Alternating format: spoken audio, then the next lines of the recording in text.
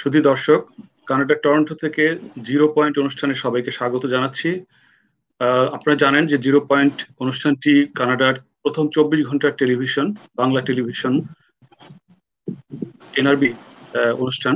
তো এখানে আমরা নিয়মিত আলোচনা করে থাকি সমসাময়িক বিষয় এবং অন্যান্য প্রসঙ্গ নিয়ে। তো আজকের আমাদের সাথে আলোচনায় যারা উপস্থিত হয়েছেন তাদের মধ্যে আমাদের জনাব শামসুজ্জামান দুদু, বাংলাদেশ জাতীয়তাবাদী দল বিএনপির সম্মানিত ভাইস চেয়ারম্যান, এবং আপনারা জানেন যে তিনি ঢাকা বিশ্ববিদ্যালয়ে একসময় তুখোড় ছাত্রনেতা ছিলেন, জাতীয়তাবাদী ছাত্র দলের কেন্দ্রীয় সভাপতি ছিলেন।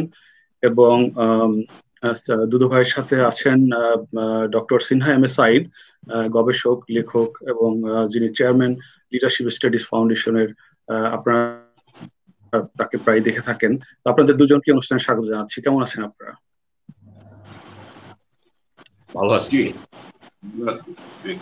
জি, অনেক ধন্যবাদ। আমাদের আরেকজন অতিথি আসার কথা রয়েছেন, জনাব নূর মোহাম্মদ, বর্তমান মাননীয় এমপি। হয়তো উনি আসার পথে আছেন অথবা আসবেন খুব শীঘ্রই আশা করি। তো আমরা কথা শুরু করব আজকে। আপনারা জানেন যে আমরা মূলত একটি শিরোনাম আমাদের নির্ধারিত থাকে, তো সাথে আমরা সমসাময়িক বিষয় নিয়েও কথা বলি। তো শিরোনামটি হচ্ছে আজকে যে ফ্রিডম অফ স্পিচ যেটাকে বলে, এবং সেটার সাথে ফ্রিডম অফ রিচ, এই দায়িত্বশীলতার সাথে যে আমাদের বাক স্বাধীনতা বা সেগুলো কতটুকু আমরা থ্রো করতে পারি এবং সেটা কতখানি মানুষের কাছে শুধু পৌঁছালেই সবকিছু হয়ে যায়, নাকি আমরা সস্তা জনপ্রিয়তার জন্য আমরা কথা বলতে চাই, নাকি আমরা কোনো কিছু সস্তা অর্জনের জন্য আমরা কথা বলতে চাই, নাকি আমরা দায়িত্বশীলতার সাথে কথা বলতে চাই, এগুলো নিয়ে আমরা কথা বলবো। তবে তার আগে আমি একটু আজকে স্মরণ করতে চাই, আজকে আপনারা জানেন যে ঐতিহাসিক 7ই মার্চ।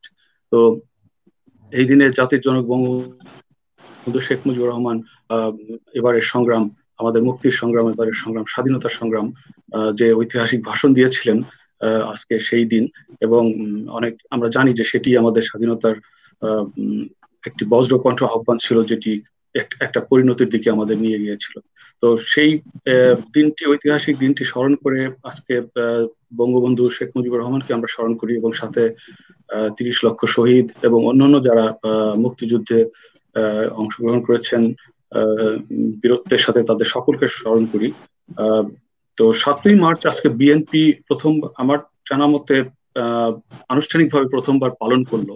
তো আমরা যদি এর একটা প্রেক্ষাপট সম্পর্কে একটু যদি আমরা বিএনপির ভাইস চেয়ারম্যান জনাব শামসুজ্জামান দুদু আপনার কাছ থেকে জানতে চাই যে আজকে কোন প্রেক্ষাপটে আপনারা আনুষ্ঠানিকভাবে 7ই মার্চ, সাধারণত বিএনপি পালন করেছে বলে আমার জানা নেই, তো কোন প্রেক্ষাপটে এবং এর থেকে আপনারা কি অর্জন করলেন যদি একটু বলেন।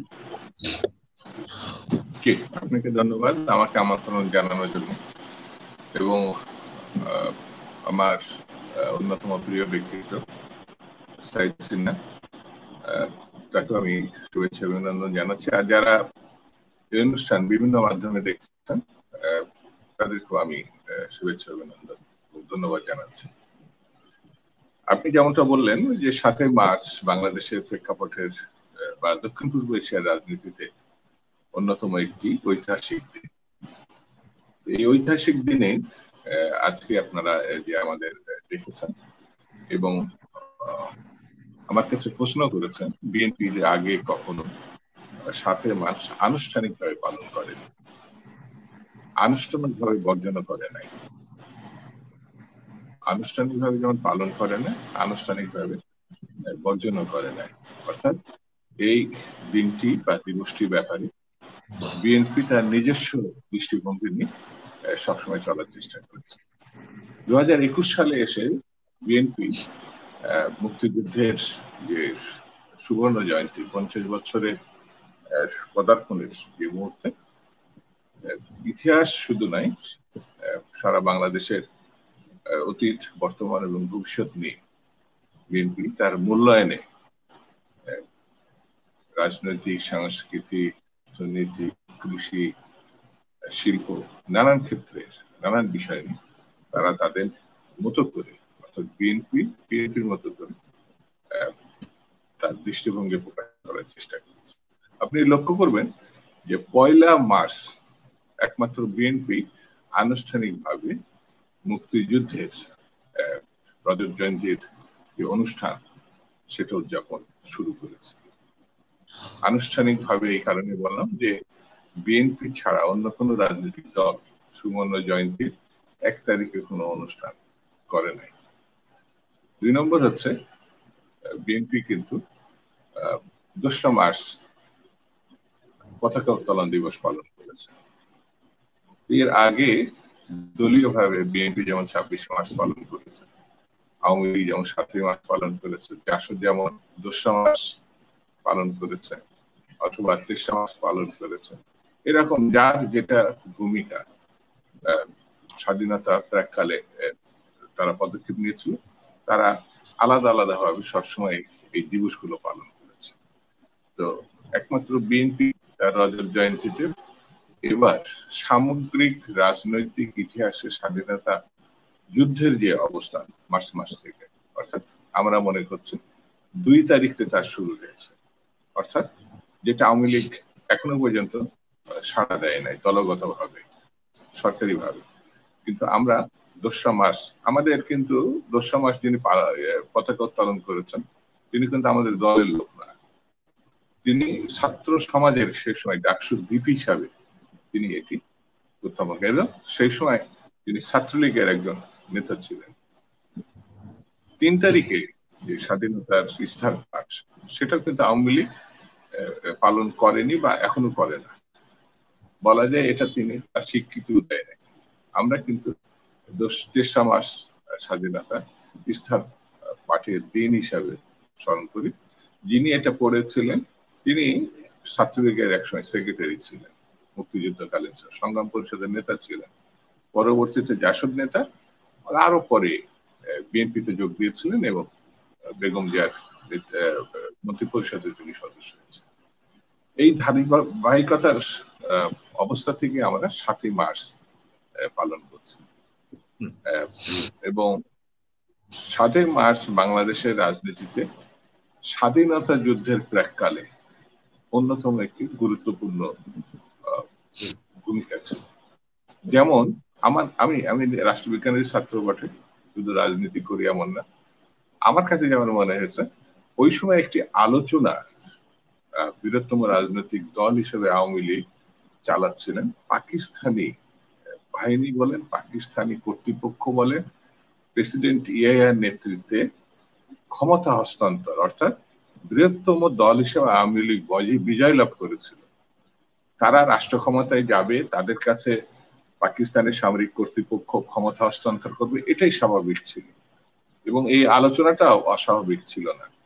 কিন্তু 2রা মার্চ যারা স্বাধীনতা পতাকা উত্তোলন করেছিলেন, 23রা মার্চ যারা স্বাধীনতার ইস্তাহার পাঠ করেছেন, তারা কিন্তু মোটামুটি সিদ্ধান্ত নিয়েছিলেন যে এই আলোচনা হোক আর না হোক একটা বিপ্লবের মধ্য দিয়ে বাংলাদেশ স্বাধীন করবে। তারা কিন্তু এই পতাকা শুধু ডাকসু ঢাকা বিশ্ববিদ্যালয় উত্তোলন করেছে এমন না, কিন্তু এটা শেখ মুজিবুর রহমান সাহেবের বাসাতেও এবং গাড়িতেও তারা মানে তৎকালীন ছাত্র সমাজের পক্ষ থেকে লাগিয়েছিলেন। অর্থাৎ এই 7 মার্চের আলোচনা বা তার পরবর্তীকালীন সময়ে নেতৃবৃন্দের যে আলোচনা বা উদ্যোগ, সেই উদ্যোগের পাশাপাশি কিন্তু একটি উদ্যোগ ছাত্র সমাজে বিশেষ করে এবং বাম ঘরানার রাজনৈতিক দলগুলোর ভিতরে ছিল, সেটা হচ্ছে আলোচনার থেকেও বেশি হচ্ছে সশস্ত্র সংগ্রামের মধ্য দিয়ে যুদ্ধ শুরু করা এবং তৎকালীন পাকিস্তানকে কবল থেকে বাংলাদেশকে স্বাধীন করা। এখন আমার কাছে যেটা মনে হয় 7 মার্চের যে বক্তৃতা যেটা আমার স্পষ্ট করেছিলেন, সেখানে উল্লেখযোগ্য দিক হচ্ছে তিনি কঠোরভাবে পাকিস্তানি কর্তৃপক্ষকে যেমন সমালোচনা করছেন, ঠিক তেমনি আবার 4 দফা দাবি উত্থাপন করছেন। তার ভিতরে একটি উল্লেখযোগ্য সামরিক আইন প্রত্যাহার করা এবং ব্যারাকে ফিরে যাওয়া, নির্বাচিত প্রতিনিধির কাছে ক্ষমতা হস্তান্তর করা, যারা নিহত হয়েছে 7 মাসের আগ পর্যন্ত অনতিবিলম্বে তদন্ত কমিটি গঠন করে বিচার করা। আরেকটি এই মুহূর্তে আমার মনে হচ্ছে না, 4টা দাবি কিন্তু বঙ্গবন্ধু শেখ মুজিব সেই সময় দৃঢ়তার সঙ্গে উত্থাপন করেছে এবং একটা ইঙ্গিত দিয়েছিলেন, সেটি হচ্ছে যার যা কিছু আছে তাই নিয়ে প্রস্তুত থাকার জন্য। এটা রাজনৈতিক ভাষায় প্রতিপক্ষকে একটু চড়া হুঁশিয়ারি উচ্চারণ করা। অর্থাৎ আমি যদি মনে করি সেই সময় আলোচনা যদি এই চড়া হুঁশিয়ারি পরে সফল হতো, অর্থাৎ পাকিস্তানি কর্তৃপক্ষ যদি পজিটিভ সিদ্ধান্ত নিত, অর্থাৎ নির্বাচিত প্রতিনিধির কাছে ক্ষমতা হস্তান্তর করত, তাহলে পরিস্থিতি ভিন্ন রকম রূপ নিত। ছাত্ররা যে ভূমিকায় নিক না কেন, সেই সময় সেই আন্দোলনে সেই পরিস্থিতিতে প্রধান নেতা কিন্তু জনাব শেখ মুজিবুর রহমানই ছিলেন। তিনি যদি সেই সময় সিদ্ধান্ত নিতেন তাহলে একরকম ইতিহাস হতো। আর যেহেতু তিনি পাকিস্তান কর্তৃপক্ষ সেই দিকে আসেই নাই, কর্ণপাত করেন, তারা পরবর্তী সময় বাঙালির উপরে একটি গণহত্যা চাপিয়ে দেয় 25শে মার্চের রাত। অর্থাৎ এইসব বিবেচনার মধ্য দিয়ে আমরা 7 মার্চ শুধু পালন করছি এটা বলা ভুল হবে।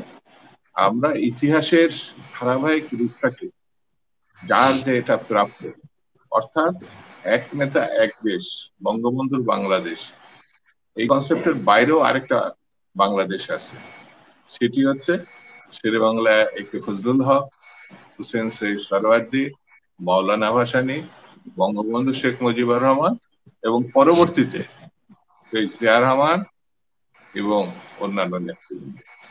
এর ধারাবাহিক রূপ নিয়ে আমরা এই 7 মার্চ শুধু না, মার্চের অন্যান্য দিবসও শুধু পালন করবো না, যতগুলো আন্দোলনের ঐতিহাসিক দিবস আছে আমরা সেখানে টাচ করবো।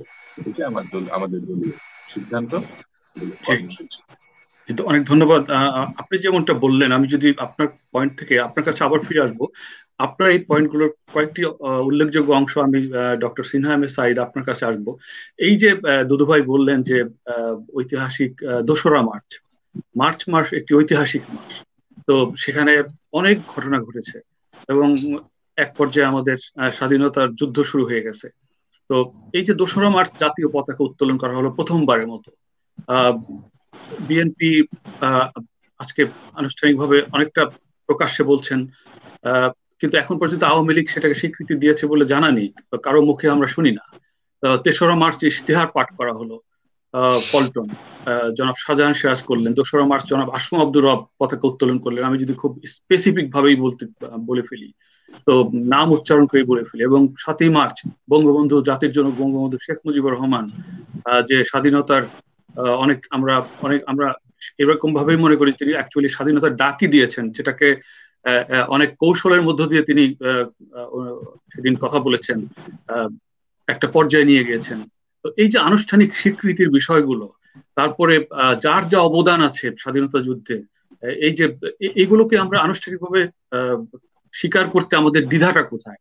আমরা যদি একটা দেশ যদি ঐক্যবদ্ধভাবে গড়তে পারি আমরা, তাহলে তো আমাদের এই দিবসগুলোকে, যে সমস্ত ক্ষেত্রে আমাদের বাধা বেরিয়ে রয়েছে সেগুলোকে আমাদেরকে তো ওভারকাম করতে হবে। স্বাধীনতার 50 বছর আমরা উদযাপন করতে যাচ্ছি, তাহলে এগুলো করতে বাধাটা কোথায়? আরেকটি বিষয় হচ্ছে যে বিএনপি কি তাদের স্ট্র্যাটেজি বা কৌশল পরিবর্তন করলো এই দিবস পালনের মধ্যে দিয়ে, কিংবা তারা কি কোনো একটা নতুন ডোর ওপেন করলো? আপনি কি বলবেন? সবচেয়ে বড় কথা হলো, আমার বন্ধু শামসুজ্জামান দুধু ইতিহাসটাকে করেছে, উপস্থাপিত করেছে। ধন্যবাদ। সত্য কথা বলতে কি, 7ই মার্চের আগে তো ঘটনা আছে, নির্বাচন আছে, নির্বাচনের পরে এখানে একটা ডায়ালগ চলছে, আলোচনা চলছে। এখন সমস্ত কিছুর মূলে ছিল একটাই, যে অখণ্ড পাকিস্তানকে বজায় রেখে যদি সেদিন 4 দফার ভিত্তিতে সংস্থা হস্তান্তর হয়ে যেত, তাহলে কিন্তু কে পতাকা উত্তোলন করলো, কে প্রথম মাস 2 মাস করলো, সেই জিনিসগুলো কিন্তু গৌণ হয়ে যেত। কারণ সেই সময় বঙ্গবন্ধু শেখ মুজিবুর রহমান যা বলবেন সেটি হবে, কারণ তার একটা সিদ্ধান্তই তখন সবকিছু চলছিল। যেহেতু তিনি 4টি দফা দিয়েছেন এবং ওই 4 দফার ভিতরে তিনি ওই বক্তৃতা তিনি বললেন, এবারে সংগ্রাম মুক্তির সংগ্রাম, এবারে সংগ্রাম স্বাধীনতা সংগ্রাম, তোমাদের যা যা কিছু আছে তাই নিয়ে বেরিয়ে পড়ো। এই যে প্রস্তুতি না, অর্থাৎ 4 দফার পরেও দেখা যাচ্ছে এক ধরনের তিনি করতেছেন, অর্থাৎ যদি এই জিনিসগুলি মিনিমাইজ করা না যায়, তোমরা যদি না মানো, এগুলো, সেক্ষেত্রে আমরা কিন্তু বাধ্য হব বিকল্প পথ নিতে। কারণ যুদ্ধবিকারে ঘটবে, second leader of majority party West Pakistan, তিনি একটা থিওরি বললেন সেখানে, মনে রাখতে হবে রাষ্ট্রবিজ্ঞানের গুরুত্বপূর্ণ জিনিস কিন্তু। তিনি বললেন টু মেজরিটি পার্টি থিওরি, অর্থাৎ তিনি বলতে চাইলেন যে পূর্ব পাকিস্তানে যেহেতু আওয়ামী লীগ মেজরিটি, পশ্চিম পাকিস্তানে আমরা মেজরিটি, সুতরাং এই ক্ষেত্রে দুটি দলের সমঝোতার কারণে ক্ষমতা যাবে। এমনকি তিনি এও বললেন ডেপুটি প্রাইম মিনিস্টার পদ ছেড়ে দিতে হবে। এই যে একটা ধরনের কোয়ালিশন গভর্নমেন্টের প্রস্তাব দিলেন অন্যভাবে, কিন্তু যেটা রাষ্ট্রবিজ্ঞান রাজনীতির ইতিহাস সেটা কিন্তু হয়নি, অর্থাৎ মেজরিটি পার্টি অপোজিশন হবে। এবং যদি পশ্চিম পাকিস্তানে যাওয়া হয় সেক্ষেত্রে সেটা কসাইখানা হয়ে যেতে পারে। এই যে কসাইখানা বললেন, সেটা বললেন কে? ভুট্টো। এবং এই 7ই মার্চের ভাষণের পর ইতিহাসে চাকাটা ঘটছে, কিন্তু কিভাবে ঘটছে? এই বক্তৃতা পরেই একটা বক্তৃতা আসলে আলোচনা ব্যর্থ হলো, কিন্তু ভুট্টো মুজিব আলোচনা ব্যর্থ কন্টিনেন্টালে। যখন বঙ্গবন্ধু জিজ্ঞেস করলো সাংবাদিকদের অবস্থাকে, তিনি বললেন একটি জাতির ভবিষ্যৎ নির্ধারণ সহজ নয়, আলোচনা চলছে। অর্থাৎ আলোচনা কিন্তু 24 তারিখ পর্যন্ত চলছে, এখানে স্বাধীনতা প্রশ্ন হিসেবে আসতেছে না, চলছে। দেখার এই মুহূর্তে যখন যখন পূর্ব পাকিস্তান আসলেন, তিনি বললেন, সে বঙ্গবন্ধু বললেন he is the prospective president of Pakistan, অর্থাৎ পাকিস্তানের ভবিষ্যৎ প্রধানমন্ত্রী আখ্যায়িত করলেন। সমঝোতাটা হলো না কেন? এবং ইয়াহিয়া খান পরবর্তী ভাষণে বলে দিলেন, উত্তর দিলেন যে পাকিস্তানের বিচ্ছিন্নতা আন্দোলন করে তিনি বললেন এই লোকটি হচ্ছে পাকিস্তানের শত্রু। অর্থাৎ তিনি তার ভাষণে বঙ্গবন্ধু শেখ মুজিবুর রহমানকে মেজরিটি পার্টির লিডার, যে পাকিস্তানের ভবিষ্যৎ প্রধানমন্ত্রী, তাকে বললেন দেশের শত্রু। এই শুরু হলো নতুন খেলা। এবং 7ই মার্চের ভাষণকে আমরা আরো দেখতে পাই। অনেকে প্রশ্ন করছেন যে 7ই মার্চের ভাষণে স্বাধীনতার কথা বলা হয়নি। এখানে প্রশ্ন আছে, কিন্তু স্থানকাল পাত্র চিন্তা করতে হবে। প্রত্যেকটি ঘটনা কিন্তু স্থানকাল পাত্র নির্ধারিত হয়। ওই সময় সংকট, ওই সময়ের অবস্থা, বিশ্ব পরিস্থিতি, পাকিস্তানের রাজনীতি, ইস্ট পাকিস্তানের রাজনীতি, ওই মুহূর্তে বঙ্গবন্ধু শেখ মুজিবুর রহমান করণীয় কি ছিল? তিনি কিন্তু অখণ্ড পাকিস্তানের কথা বলেছেন, স্বীকার করতে হবে। কিন্তু 7ই মার্চের ভাষণই বলেছেন পাকিস্তান। আর এগুলো বলেছেন প্রয়োজন হলে আমরা স্বাধীনতা সংসদে যাব। এই যে ইঙ্গিতটা, এই ইঙ্গিতের ভিতর দিয়ে কিন্তু আবার দেখা যাচ্ছে তিনি পাকিস্তানে সরিয়ে যেতে চাচ্ছেন, প্রোভাইডেড যদি না মানে। এখানে বিতর্ক কথা আছে, কিন্তু যদি মেনে যেত, যেটা দিদি বলবো, তাহলে কি হতো? আমরা একটা কাল্পনিক চিত্র রাখতে পারি কি হতো। কিন্তু যেহেতু 2রা মার্চ দেখা যাচ্ছে পাসপোর্টটাকে পতাকা উড়িয়ে দিয়েছেন। ব্যাপারটা হচ্ছে ইন্দোনেশিয়া যখন স্বাধীন হয়, আহমদ সুকার্ড কিন্তু ছাত্র সমাজের হাতে বন্দী হয়ে গেলেন অনেকটা। এই ছাত্র সমাজে কিন্তু ছিল পতাকা উড়িয়েছিল। এখানে কিন্তু সামঞ্জস্য আছে ডক্টর আহমদ সুকার্ডের সাথে বঙ্গবন্ধু শেখ মুজিবুরের সাথে, ওই ছাত্র সমাজের প্রেক্ষাপটে বলছি। এখন 7ই মার্চের ভাষণটা অনেকক্ষণ ব্যাখ্যা করতেছে, ঠিক আছে? যদি 7ই মার্চের ভাষণটা পরীক্ষা পড়ে, তাহলে 25শে মার্চে যে ধরনের ক্র্যাকডাউন হলো, এই ক্র্যাকডাউন রাজারবাগ পুলিশ ফাঁড়ি, ভারতবাসীর বিভিন্ন জায়গায় ক্র্যাকডাউন হলো, সেই ক্ষেত্রে ধারাবাহিকতা হলো সেই ঘুরে ঘুরে সেই স্বাধীনতা ইসলাম পতাকা উত্তোলন, 7ই মার্চের ভাষণ, এবং পরিণতি কি হলো 26শে মার্চ। এখন আমি যদি আওয়ামী লীগ নেতাদের সাথে একমত হয়ে বলি, আপনাদের একমত হলাম যে ওই দিন একজন মেজর নাম জিয়াউর রহমান, তিনি 27শে মার্চে বললেন, on behalf of the Bangabandhu Sheikh Mujibur Rahman, I do declare independence of Bangladesh. যদি এটুকু ধরে নেন আপনি, তাহলে তো আওয়ামী লীগ উচিত হবে নির্বিঘ্নে বলে দেওয়া 1 মার্চ, 2 মার্চ, 3 মার্চ, 26শে মার্চ, 27শে মার্চ একটা সুতায় গাঁথা, কিন্তু তাহলে জিয়াউর রহমান কিন্তু automatically he become part of history of independence of Bangladesh. এই ধারাবাহিকতা মাত্র কোনো অসুবিধা নেই। কিন্তু দুঃখজনক হলো, দেখেন, যখন বিএনপি ঘোষণা দিল যে আমরা 7ই মার্চ পালন করব, সাথে সাথে আওয়ামী লীগের সাধারণ সম্পাদক, অত্যন্ত ঘনিষ্ঠ ব্যক্তি, তিনি বললেন, তিনি ওয়েলকাম করলেন বিএনপি।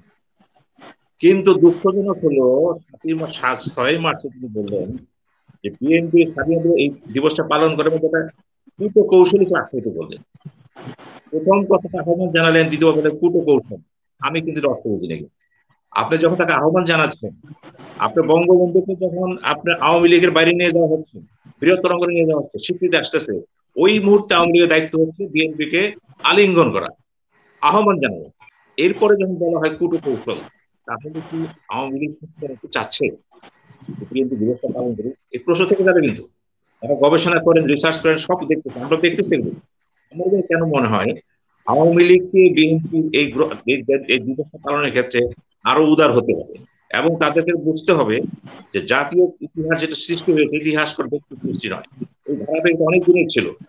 আজকে যে আওয়ামী লীগ এসেছে, সে মাওলানা ভাসানী আওয়ামী লীগ, সোহরাওয়ার্দী আওয়ামী লীগ, সে রাহুল রেজুলেশন, সবকিছু আসে, সব মিলে দেখা যায় একটা জাতি সৃষ্টি একদিনে হয় না, এটা ধারাবাহিকতা ছিল। এই ধারাবাহিকতার বিস্ফোরণ হচ্ছে 26 বা 27 এরপরে যেটা সমঝোতা হয় না। এখন বঙ্গবন্ধুর সময়টায় দেখেন আরেকটা সময়, বঙ্গবন্ধু 26-27 মার্চ বঙ্গবন্ধু তার বাসায় ছিলেন, কিন্তু তিনি হাউস অ্যারেস্ট হলেন। তিনি কেন বাসায় ছিলেন? বিরাট প্রশ্ন দেখেন। আমার ব্যাখ্যাটা হচ্ছে শুদ্ধ ব্যাখ্যা, আমি যেটা মনে করি, তিনি তার সিদ্ধান্তে ওটি সঠিক সিদ্ধান্ত ছিল। কারণ তিনি বুঝাতে চেয়েছিলেন, আমি যদি পালিয়ে যাই তাহলে ব্যাখ্যা, আমি থাকলে ব্যাখ্যা, আমি কেন পালাবো। জি, আর আবার আসবো আপনার কাছে, সিনা ভাই, আপনার কাছে আরেকবার আসবো। আমি দুদু ভাইয়ের কাছে ফিরে যেতে চাই।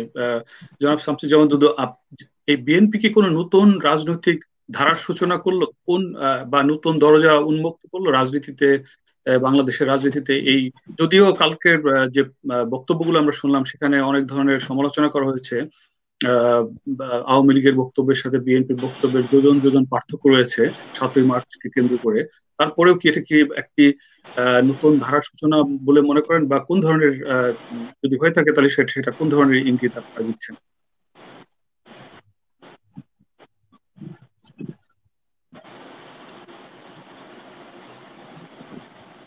আপনার কথা মানে মানে উচ্চারণে শুনতে আমার একটু অসুবিধা হয়েছে, তারপরেও আমি যতটুকু বুঝতে পেরেছি।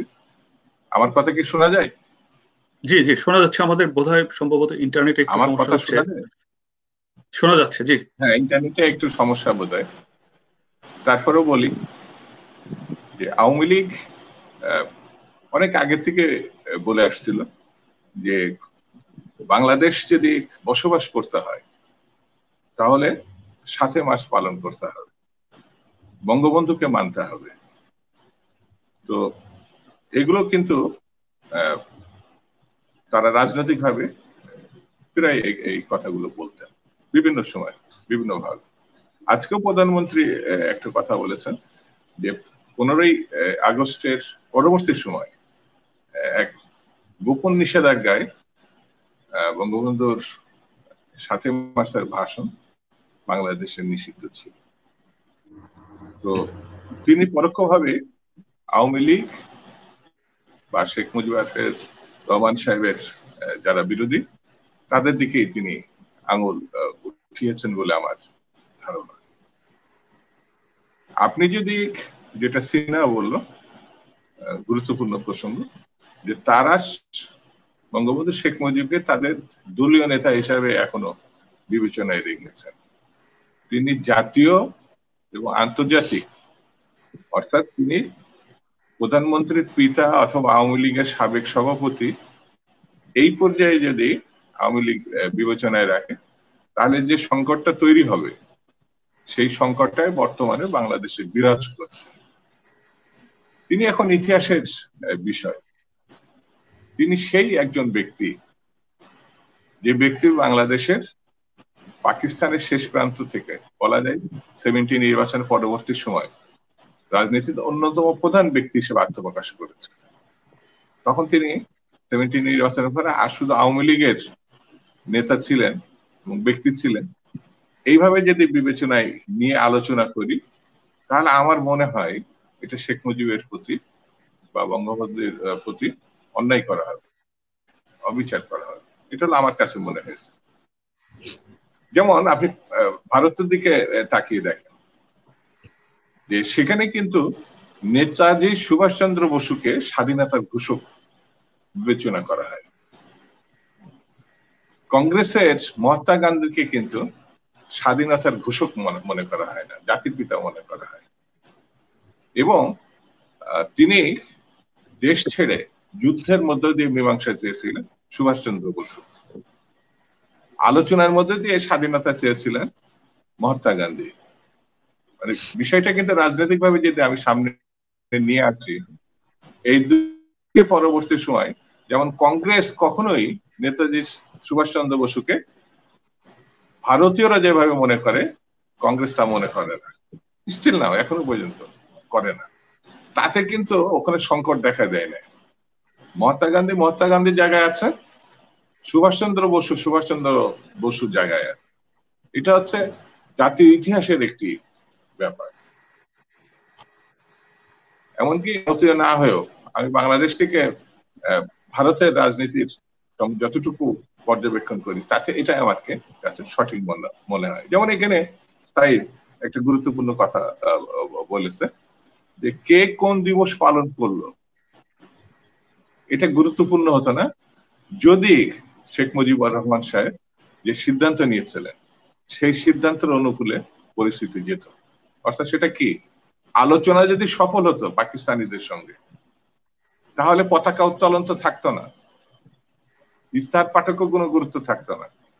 তখন তো পাকিস্তানে বৃহত্তর রাজনৈতিক দল হিসাবে বা সংখ্যাগরিষ্ঠ দল হিসাবে পাকিস্তানের প্রধানমন্ত্রিত্ব তো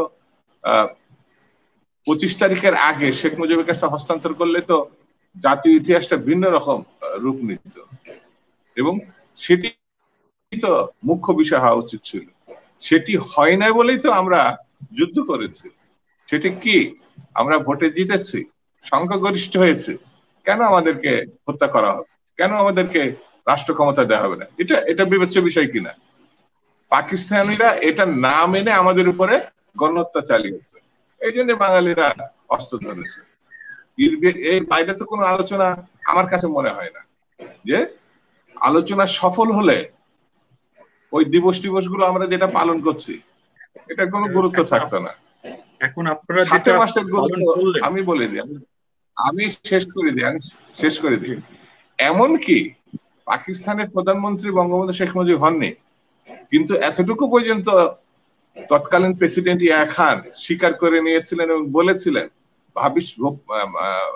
পাকিস্তানের ভাবি প্রধানমন্ত্রী জনাব শেখ মুজিবুর রহমান, উনি কিন্তু এটা বলেছিলেন, কিন্তু আনুষ্ঠানিকভাবে উনি শপথ নেওয়ার পরিস্থিতি তখন তৈরি হয়নি। আমি যে কথাটা এখানে বলতে চাচ্ছি যে কোনো ভাবে হোক 26শে মার্চের পরবর্তীতে আমাদের ইতিহাস হয়েছে ভিন্নতর। অর্থাৎ স্বাধীন একটি জাতি হিসাবে 9 মাসের রক্তক্ষয়ী যুদ্ধের মধ্যে দিয়ে এটা মীমাংসা হয়েছে। এখন যার যেটা প্রাপ্য, এখানে 4 ধরনের পদকধারী মুক্তিযোদ্ধাই আছে, বীর শ্রেষ্ঠ, বীর উত্তম, বীর প্রতীক, বীর বিক্রম। কিসের জন্য? মুক্তিযুদ্ধের জন্য। মুক্তিযুদ্ধ না হলে এই পদকগুলো সৃষ্টি হতো না। সেই কারণে বাংলাদেশের মুক্তিযুদ্ধ অত্যন্ত গুরুত্বপূর্ণ একটি বিষয়। সেই মুক্তিযুদ্ধ যদি কেউ মানে, সেখানে যদি কেউ কৌশল লক্ষ্য করে, এটা দুঃখজনক, এটা উদারতার। অর্থাৎ আমি যতটুকু করেছি, আমি শামসুজ্জামান যতটুকু করছে, এর বাইরে আর কোনো ইতিহাস নেই, এর বাইরে যে কেউ করলে সেটা সন্দেহের ব্যাপার। এই দৃষ্টিভঙ্গি যদি পরিবর্তন আমরা না করতে পারি, তাহলে স্বাভাবিকভাবে ধরে নিব যে অন্যের প্রতি অবজ্ঞা গণতন্ত্রের রীতিনীতির মধ্যে পড়ে না, স্বাধীনতার মধ্যে পড়ে না। দুদু ভাই, এই প্রসঙ্গ আমরা আরো আলোচনা করতে পারি, বাট শুধু একটি কথা বলে আমি একটু আরেকটি দিকে যেতে চাই। সেটা হচ্ছে যে আমরা অনেকেই জানি এবং বলি যে স্বাধীনতা যুদ্ধ বা সবকিছু তো মার্চ মাসেই শুরু হয়নি, এটার তো একটা দীর্ঘ ইতিহাস রয়েছে, তার একটি যৌক্তিক পরিণতি মার্চে এসে শুরু হয়েছে। তো সেই দিক থেকে চিন্তা করলে আমাদের বিভিন্ন ব্যাখ্যা বিশ্লেষণ বিভিন্ন রকম হতে পারে, বাট আমাদের হয়তো ইতিহাসে আরো পিছনে ফিরে যেতে হবে। স্বাধীনতা যুদ্ধ বা মুক্তিযুদ্ধ তো একদিনে হঠাৎ করে 9 মাস শুরু হয়ে গেল, মুক্তিযুদ্ধ শুরু হয়ে গেল, এরকমটাও তো না। তো যাই হোক, আমি যে কথাটি বলতে চাচ্ছিলাম, যে প্রশ্নটি আপনার কাছে করেছিলাম যে 7ই মার্চ আনুষ্ঠানিকভাবে পালন করার মধ্য দিয়ে বিএনপি কি নতুন কোন রাজনৈতিক আলোচনার দ্বার বা ঐক্যমতের রাজনীতির, বিশেষ করে যেটি আপনাদের অনেক নেতৃবৃন্দ বলেছেন যেটা 7ই মার্চের অনুষ্ঠানে, যে আপনি যে কথাটি বলছিলেন যে 70-এর এই 71-এর মার্চে যে ঘটনাটি, সেটা তো একটি যে নির্বাচন ছিল, ঐতিহাসিক নির্বাচন হয়েছিল, সেই নির্বাচনে গণতান্ত্রিক ভাবে মানুষ ভোট দিতে পেরেছিল এবং সেই ভোটের অধিকার, গণতান্ত্রিক অধিকার দেওয়া হয়নি বিধায় এই ধরনের পরিণতির দিকে গিয়েছিল। তো সেইটার সাথে কানেক্ট করার চেষ্টা করেছেন। যেগুলোই করে থাকুন না কেন, আপনারা কি 7ই মার্চ পালনের মধ্য দিয়ে একটি নতুন ইঙ্গিত দিলেন কিনা, কোন নতুন রাজনৈতিক, যে কথাটি আপনারা বলে থাকেন যে আপনাদের অধিকার দেওয়া হয় না, আপনারা নির্বাচনে ভোট দিতে পারে না মানুষ, আপনারা কি নতুন কোন ইঙ্গিত জাতিকে দিলেন কিনা যে আসেন আমরা একসাথে বসি বা আমরা একটি ঐক্যমতের দিকে যেতে পারি? বিএনপি একটি উদারনৈতিক রাজনৈতিক দল। বিএনপি গণতন্ত্রে বিশ্বাস করে। সময়কে ধারণ করা হচ্ছে আপনাকে নতুন করে তৈরি করা। অর্থাৎ ৭১-এর মুক্তিযুদ্ধের পর আমরা ৫০ বছর পেরিয়ে এসেছি। এই ৫০ বছরের বাংলাদেশে যেমন একদলীয় শাসন আমরা মুখোমুখি হয়েছি, সকল ধরনের বিধিনিষেধের মুখোমুখি শুরুতে হয়েছে এবং বর্তমানে হচ্ছে। কিন্তু অর্থনৈতিক উন্নয়ন কিন্তু শুরুতে যেখানে ছিলাম এখন সেই জায়গায় নাই। আমরা অনেক পরিবর্তিত হয়েছে, শিক্ষা ক্ষেত্রে হয়েছে, শিল্পর ক্ষেত্রে হয়েছে, কৃষির ক্ষেত্রে হয়েছে। অর্থাৎ সময়কে ধারণ করা। আমরা এখনো বিশ্বাস করি, ব্যক্তিগতভাবে আমি অবশ্যই করি, যে গণতন্ত্র মন মানসিকতা যদি কেউ কোনো মানুষ মানে, তবে সে ভালোর জন্য আপোষকামিতার পথ বেছে নিতে এটা দোষের কিছু না। অর্থাৎ আলোচনাকে প্রাধান্য দেওয়া। আর যারা ডিক্টেটরিয়াল শাসন পছন্দ করে, একপক্ষীয় শাসন বা কর্তৃত্ববাদী শাসন পছন্দ করে, তারা আলোচনার পাশ কাটাতে চায়, নিজের অহংবোধের মধ্যে তারা থেকে যেতে চায়। আমরা রাষ্ট্রবিজ্ঞানের ছাত্র হিসাবে আমি মনেই করি যে যুদ্ধটা হচ্ছে স্বাধীনতা এবং গণতন্ত্রের জন্য। আর স্বাধীনতা গণতন্ত্র হচ্ছে মানুষকে উদার দৃষ্টিভঙ্গির অধিকারী করে। সেই জায়গায় নতুন যে কর্মসূচি বিএনপি গ্রহণ করেছে, এটা ইতিহাসের প্রেক্ষাপটে অচলায়তনকে ভাঙার জন্য। সেই অচলায়তন আমি তোমাকে মানি, তুমি, অর্থাৎ বঙ্গবন্ধু শেখ মুজিবের যেটা প্রাপ্য, অন্যান্য জাতীয় নেতৃবৃন্দ আপনি যে কথাটা বললেন, অর্থাৎ এক নেতা এক দেশ, বঙ্গবন্ধু বাংলাদেশ, এর বাইরে একটা বাংলাদেশ আছে, যেটা আপনি ইঙ্গিত করলেন। অর্থাৎ ধারাবাহিক শত বছরের হাজার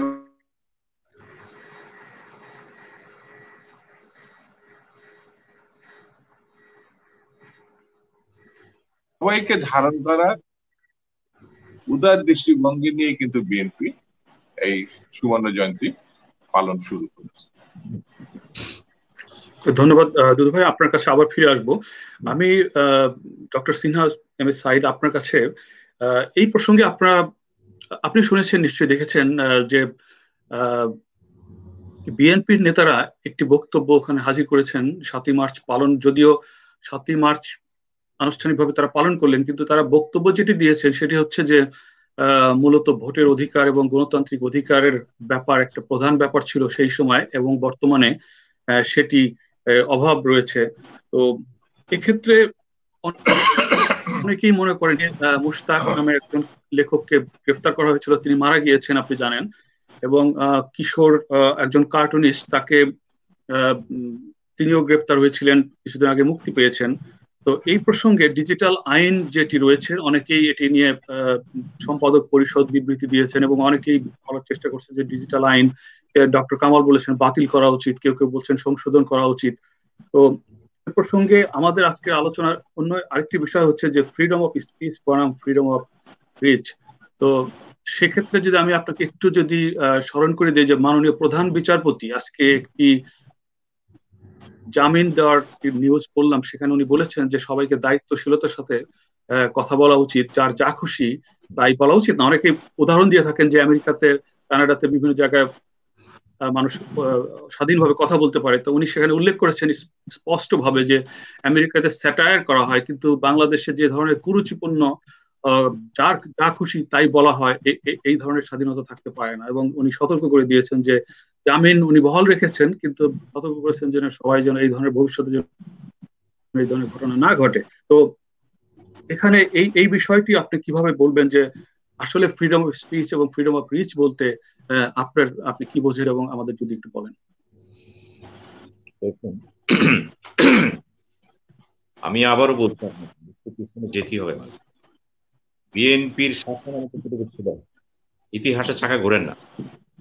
আমরা দেখেছি 1948-52 পরে বিএনপির শাসন আমলে এরপরে চলে আসতে সাথে 26শে মার্চের ভাষণ। কিন্তু তাহলে আমি দুদুকে এখন প্রশ্ন করবো ঐতিহাসিক প্রেক্ষাপটে, মানে কোনো বিতর্ক না, 52 সালের পরে যদি 26শে মার্চ চলে আসে, বাকি সময়টা কোথায়?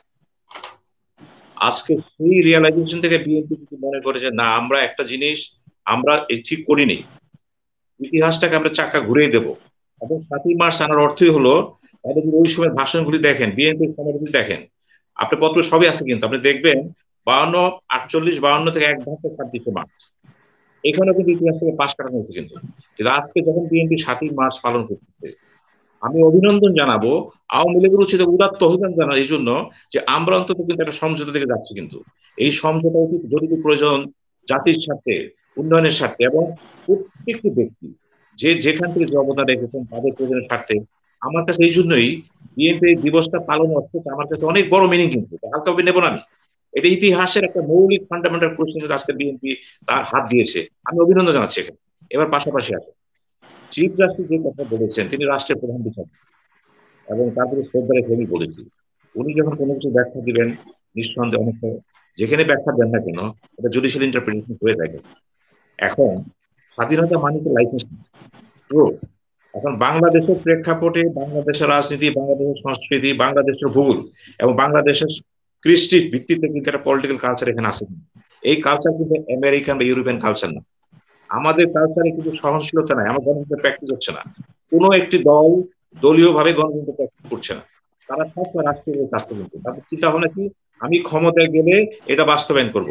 শুধু একটাই দেখেন না, আর্টিকেল 70 নিয়ে প্রত্যেক দলই কথা বলে, কিন্তু সংসদ নিয়ে কথা বলে। এখন যদি বলেন আর্টিকেল 70 কি দলের ভিতরে আছে, ওই স্পিডটা কি আছে? নেই। দল কি সেভাবে চলতেছে না? প্রত্যেকটা দলের কনস্টিটিউশন গঠনতন্ত্র কিন্তু দলীয় প্রধান কেন্দ্র করে নির্মিত হয়েছে, এটা হচ্ছে। এবং আমরা দেখেছি ক্ষমতাসীন দল যখন ক্ষমতা যায় তারাও যেমন হাউস পার্লামেন্ট সরকার প্রধান থাকে, দলীয় প্রধান থাকে। অপোজিশনে আমরা দেখেছি নেতা নেত্রীরা লিডার অফ দ্য অপোজিশন এবং দলীয় প্রধান থাকে। এখানে বিভাজন হয়নি। কিন্তু এই বিভাজনটা কেন হয়নি? এটা আমাদের পলিটিক্যাল কালচার। এটাই দায়িত্ব আমাদের সবাইকে নিতে হবে, কিন্তু এটা একদিনে হবে না, হওয়া সম্ভব নয়। আমরা দলের যে কোনো ব্যাপারে কনভেনশন থাকি, দলের কর্মসূচি থাকি। এবং ইদানিং দেখা যাচ্ছে যে সবচেয়ে ক্ষতি যেটা হয়েছে এই সময়টার মধ্যে, প্রত্যেকটি দলের ভিতরে আপনার গুরু পলিটিক্স বন্ধ হয়ে গেছে। কিন্তু আমরা রাষ্ট্রবিজ্ঞানের সাথে দুই রাষ্ট্রবিজ্ঞানের ছাত্র, খালি মিলত পাবলিকের ছাত্র। আমরা জানি দল বিকশিত হওয়ার জন্য পূর্ব শর্ত হচ্ছে দলের ভিতরে গ্রুপ পলিটিক্স পজিটিভ ম্যানার থাকতে হবে, কিন্তু একটা কম্পিটিশন থাকবে। কি হয়েছে বাংলাদেশে, প্রত্যেকটা দল ক্ষমতাসীন অপোজিশন করতে বলেছে, এটা সেখানে গ্রুপ পলিটিক্স নাই, অর্থাৎ কম্পিটিশন নাই। দলের শীর্ষ নেতা যেটা বলবেন উনি নির্ধারণ করবেন কে ভাইস প্রেসিডেন্ট কি হবে, কে জেনারেল সেক্রেটারি হবে, কে কি হবে। এই যে প্রক্রিয়া চলছে, এটা কিন্তু বাংলাদেশের একটা কমন পলিটিক্যাল কালচারের একটা মানে অধোগতি বলতে পারে না। এটা মেনে নিতে হবে। কিন্তু এর ভিতরে যখন আপনি ফ্রিডম স্পিচের কথা বলবেন, আমার তো ফ্রিডম স্পিচ আছে, তো আমার সংবিধানে আছে, আমার কথাবার্তা আছে। প্রশ্ন হচ্ছে আমি কি সেটা প্রয়োগ করতে পারছি? এই যে দেখেন আপনি যেখানে কথা বলছেন, universal declaration human rights 1948, European human rights, African human rights, Istanbul declaration human rights, Islamic code, প্রত্যেকটা জায়গায় কিন্তু বলা হয়েছে। এবং শুধু তাই নয়, দেখেন আমরা যদি গভীরে যান, সেই পবিত্র কোরআন শুরু করেন আদম আলাইহিস শুরু করে একদম রসুল পর্যন্ত নবী রসুল আছে কিতাবি, প্রত্যেকটা ধর্মগ্রন্থের মানবাধিকারের কথা বলা হয়েছে, মানব চর্চার কথা বলা হয়েছে, সেখানে ঠান্ডার কথা বলা হয়েছে। নতুন কিছু না, কিন্তু ধর্মগ্রন্থগুলি সব একই কথা বলছে। কিন্তু তারপরেও তো মানুষ নিজের সুবিধার জন্য নিজে আইন তৈরি করতে হয়েছে। কেন হয়েছে? মানুষের নিজের সংস্কৃতি অনেক সংমিশ্রণ আসছে এখানে, সমঝোতা ভিত্তি আছে। এখন আমি যদি ফ্রিডম স্পিচ আমার থাকে, আমি কথা বলবো, কিন্তু আমার কথাটা তার জন্য বলবেন। এই যে চিফ জাস্টিস যেটা বলেছে, আপনি কোটেশন দিলেন, অনেকের সঙ্গে জানবো, আমরা জানলাম বাংলাদেশের প্রধান বিচারপতি এভাবে কথা বলেছেন এবং তিনি তুলনা করেছেন। তাহলে আমাদের দেখা হলো আমার অ্যাক্সেস কি আছে? আমার অ্যাক্সেস আমি কত ইউজ করতে পারতেছি? আমি যখন জনগণের কাছে আমার কোনো ভাষ্য দেবো, আমার ভাষ্য কি জনগণের স্বার্থের পরিপন্থী না কোটারি পরিপন্থী? আমার ভাষ্য কি ব্যক্তি স্বার্থ চাচ্ছে না কোটারি স্বার্থ চাচ্ছে? উদাহরণ দিয়ে বলতে পারি আমি, বাংলাদেশে এই পর্যন্ত যতগুলি সংবিধানের সংশোধন আনা হয়েছে, আপনি লক্ষ্য করুন প্রত্যেকটি সংশোধন আনা হয়েছে বিশেষ প্রেক্ষাপটে, বিশেষ দলীয় স্বার্থের কারণে। রাষ্ট্রীয় পর্যায়ে করা আনা হয়েছে। মাত্র আমার কাছে গুরুত্বপূর্ণ হচ্ছে অনেকগুলো দেখা হচ্ছে দ্বাদশ সংশোধন। এই যে দ্বাদশ সংশোধনীতে সংসদে কথা হলো, সেদিন বিএনপি কিন্তু ক্ষমতা ছিল। এই একটা সংসদে দেখলাম 345 জন বা 34 জন যারা ছিলেন মহিলা সহ এক বাক্যে একমত হয়েছিলেন। কিন্তু আমরা চাই এটা, আপনারা কি চেয়েছিলেন লক্ষ্য করুন ভালোভাবে। কিন্তু দ্বাদশ সংশোধনী দিয়ে কিন্তু সেদিন পার্লামেন্ট ডেমোক্রেসি আনা হয়নি, আনা হয়েছিল প্রাইম মিনিস্টার সিস্টেম গভর্নমেন্ট। কারণ প্রধানমন্ত্রী ক্ষমতাকে সেখানে এরকম ভাবে বাড়িয়ে দেওয়া হয়েছিল যে প্রেসিডেন্টকে প্রতি পদে পদে প্রধানমন্ত্রীর অনুমতি নিতে হবে, মন্ত্রিসভাকে পদে পদে আলাপ করতে হবে। তো ভারতের কনস্টিটিউশন দেখেন, সেখানে কিন্তু কনস্টিটিউশনে মন্ত্রিসভার সদস্যদেরকে প্রেসিডেন্টের কথা বলার সুযোগ আছে, আমাদের নাই। এই কারণে বিচারপতি সাহাবুদ্দিন বলেছেন কবর জিয়ারত করা, মিলাদ করার কিছু নাই, আমরা মেনেছি। এটা কে করলো? ওই যে 7 দফা নিয়ে যিনি এরশাদের পতন হলো 6 ডিসেম্বর, এরপর ওয়াদা করা হয়েছিল, সেটা কি পরবর্তীতে যখন সংসদে গেলাম সেটা কি বাস্তবায়ন করা হয়েছিল? হয়নি। সেটা আওয়ামী লীগ সমর্থন করেছিল, জাতীয় পার্টি করেছিল, বিএনপি করেছিল, জামাতে করেছিল। সচেতনে সব এনে বাংলাদেশে আমরা গণতন্ত্রে পার্লামেন্ট সিস্টেমে গলা টিপে মেরে আমরা সেখানে প্রাইম মিনিস্টার সিস্টেম গভর্নমেন্টকে আমরা উত্থান করেছে। আপনি যতদিন পর্যন্ত সাংবিধানিক রাজনীতি যদি থাকে কিছুটা, মানে প্রাইম মিনিস্টার গভর্নমেন্ট, আপনি কিন্তু তার বাইরে কিন্তু সংবিধান চর্চা হবে না, কিন্তু বিরোধ হয়ে গেছে। কিন্তু আমি দুদৃষ্টি একসঙ্গে বলতেছি, আমাদের সাংবিধানিক কাঠামোতে হচ্ছে কি পার্লামেন্ট সিস্টেম না, এটা prime minister system of government, অথচ আমরা চর্চা করতেছি পার্লামেন্ট সিস্টেম গভর্নমেন্ট, যেটা বিপরীত চরিত্র। আমাদেরকে এখনো কথা বলতে হবে, কিন্তু সংবিধানে কিন্তু রাষ্ট্রপতির সাথে প্রধানমন্ত্রী এবং প্রধানমন্ত্রী মন্ত্রিসভার এগুলোর কিন্তু বিভাজন, ব্যালেন্স অফ পাওয়ার দরকার আছে, কিন্তু এটা আমরা করি নাই। এটা না করি কিন্তু আমরা এই কথা বলছি। এখন আসেন মুস্তাক হত্যার যে কথা হচ্ছে, মুস্তাক যে কারণে মারা গেল, ডিজিটাল ল আমি বলবো অপপ্রয়োগ। এই লটা যখন করা হয়েছিল সম্পাদক পরিষদ কিন্তু কালকের মিটিং করে বলেছেন আমরা পরিবর্তন চাচ্ছি, এবং আইনমন্ত্রীও বলেছেন বিবেচনা করব।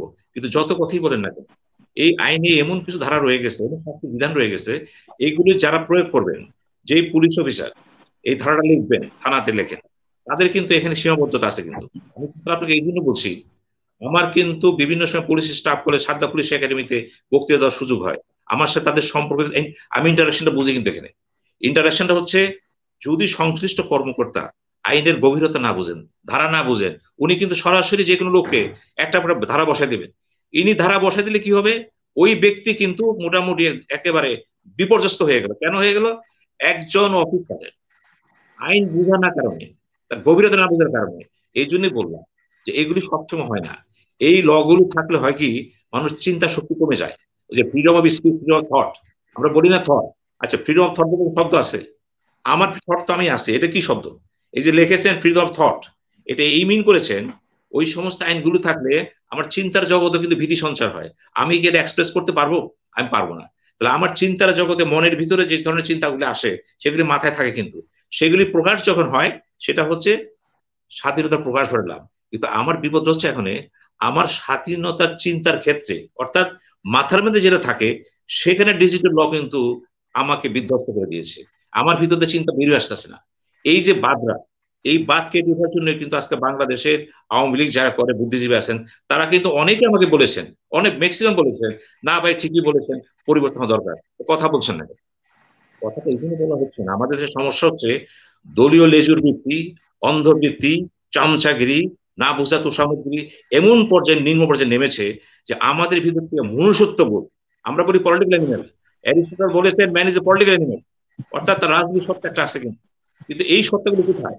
আজকে কোনো রাজনীতি চিন্তা করতে পারছেন না। আমি বলতে পারি বিবেক কোথায় গেল? রাজনীতিবিদদের বিবেক তো বড় বিবেক, যারা রাজনীতি করেন তারা পৃথিবীতে সবচেয়ে সম্মানিত ব্যক্তি। এই জন্য আপনি সমিতি করেন একটা অংশ, রাজনীতি যিনি করেন তাকে রাজনীতি, সমাজনীতি, অর্থনীতি, পররাষ্ট্রনীতি সব বুঝতে হয়। কিন্তু পৃথিবীর সবচেয়ে রাজনীতি ছাত্র হচ্ছে রাজনীতি।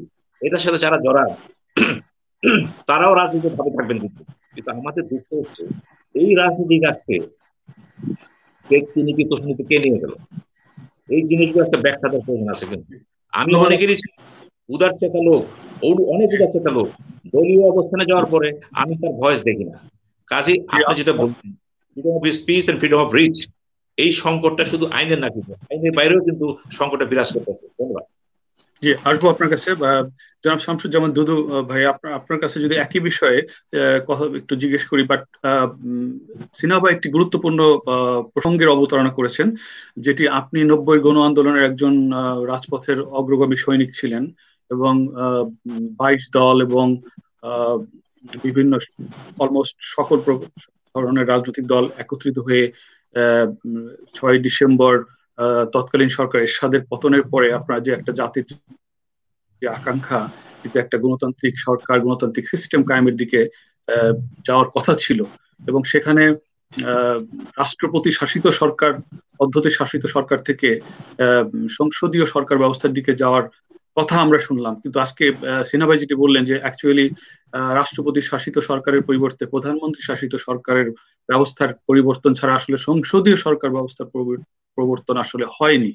তো এই প্রসঙ্গটা যদি আপনি একটু বলেন যে এর ব্যর্থতাটা কোথায় এবং আসলে কি হয়নি, না না হয়ে থাকলে ব্যর্থতাটা কোথায় ছিল? প্রথম সরকার তো আপনারা গঠন করেছিলেন এবং সেই 5 বছরে কি এরকম কোনো কিছু করার দরকার ছিল সাংবিধানিক ভাবে? যেমনটি ধরেন প্রাতিষ্ঠানিক গণতন্ত্র বলতে আমরা যেটা বোঝাই, যেটা আমি যদি একটু ব্যাখ্যা করি, আপনার আমেরিকাতে দেখবেন, আমি ডিটেলসে যাচ্ছি না, সামান্য একটি বাজেট কমিটির একটি পরিচালকের পদ দিতে পারেননি প্রেসিডেন্ট বাইডেন। একজন মহিলাকে তিনি নমিনেশন দিয়েছিলেন, কিন্তু সিনেট থেকে সেটা প্রত্যাখ্যাত হয়েছে এবং সর্বদলীয় ভাবে তার নিজের দলও প্রত্যাখ্যান করেছে সেটা। তারপরে সেই ভদ্র মহিলা তিনি তার নমিনেশন প্রত্যাহার করে নিতে বাধ্য হয়েছেন। তো তার মানে হচ্ছে যে অ্যাবসলিউট ক্ষমতা কোথাও নেই, অর্থাৎ ব্যালেন্স অফ পাওয়ার রয়েছে আমেরিকার গণতান্ত্রিক সিস্টেমে, যার কারণে কোনো ব্যক্তি ইচ্ছা করলেই এই গণতান্ত্রিক সিস্টেমকে তার নিজ ইচ্ছা মতো ব্যবহার করতে পারবে না এবং ব্যাহত করতে পারবে না। তো এই যে আমরা যদি এই বিষয়টা যদি আপনি একটু ব্যাখ্যা করেন, আর হচ্ছে ডিজিটাল আইন এবং এই যে ফ্রিডম অফ স্পিচ এবং ফ্রিডম অফ রিচ, আমি যদি আরেকটু স্মরণ করে দিই আপনাকে যে আপনি জানেন যে প্রেসিডেন্ট ট্রাম্প তিনি বিপুল ভোটে পরাজিত হয়েছেন, কিন্তু তিনি ক্রমাগত বলেই যাচ্ছিলেন যে তিনি নির্বাচনে জয় হয়েছেন, তার নির্বাচনকে কারচুপি করে নেওয়া হয়েছে। এবং তিনি যখন টুইট করছিলেন সেখানে সাথে সাথে প্রায় 5 লক্ষ লোক সেখানে টুইটে দেখা যাচ্ছে যে লাইক দিয়েছে। তো সেখানে তাদের কাছে পৌঁছাতে পেরেছে। তো এই যে 5 লক্ষ লোকের কাছে যেতে পারাটাই কি বড় কথা, নাকি মাননীয় প্রধানমন্ত্রী যেটি বলেছেন যে দেশের ইমেজ ক্ষুণ্ণ হয় এরকম কোনো কথা বলা আমাদের ঠিক হবে না? আমরা আসলে আমাদের ব্যালেন্স অফ স্পিচ যেটাকে বলা হয়, ফ্রিডম অফ স্পিচ যেটা, সেটা কোন পর্যায়ে আমাদের থাকা উচিত, কতটুকু গ্রহণযোগ্যতা আমাদের থাকা উচিত, সবকিছু মিলিয়ে যদি আপনি কিছুটা বলেন আমাদেরকে।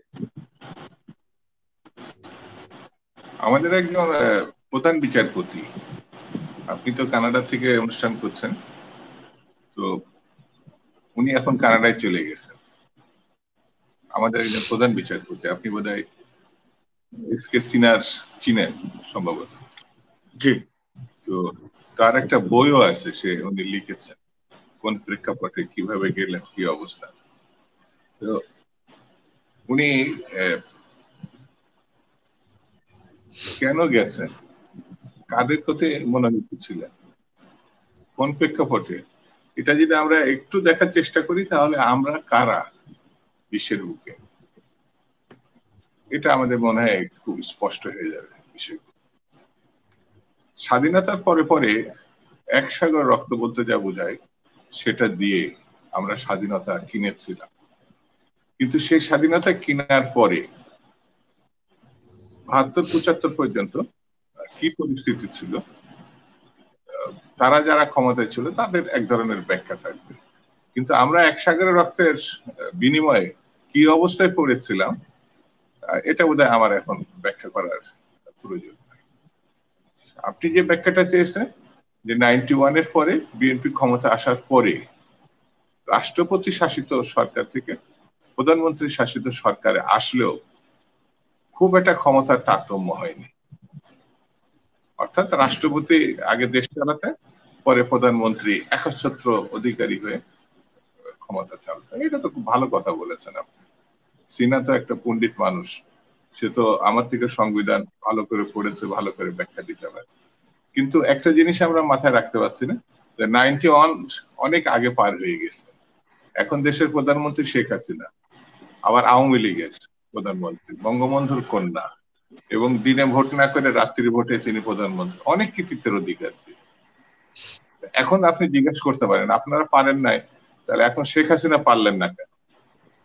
এটা আপনি জিজ্ঞাসা করলেন না এই কারণে যে আমরা যে দলকে পছন্দ করি নিজেরা, সেই দল বাদ দিয়ে আমরা সাধারণত অন্য বিষয়গুলো সামনে এনে আলোচনা করতে চাই, সেটা আমরা পছন্দ করি। এটা আমাদের বাঙালিদের একটা নেচার। তো আমার কাছে যেটা মনে হয়েছে, গত 50 বছরের রাজনীতিতে অনেক চা পাওয়ার বিষয় আছে, অনেক পেয়েছি অথবা অনেক কিছু পাইনি, কিন্তু সত্যটা আমার কাছে মনে হয়েছে যে 50 বছর শেষে এসে দাঁড়িয়ে বলি, সংবিধানের জায়গা আছে। এটা একটা ভালো গ্রন্থ, এতই ভালো গ্রন্থ যে বিশ্বের অনেক বিখ্যাত সংবিধানের সঙ্গে এই সংবিধান পাশাপাশি রাখা যায়।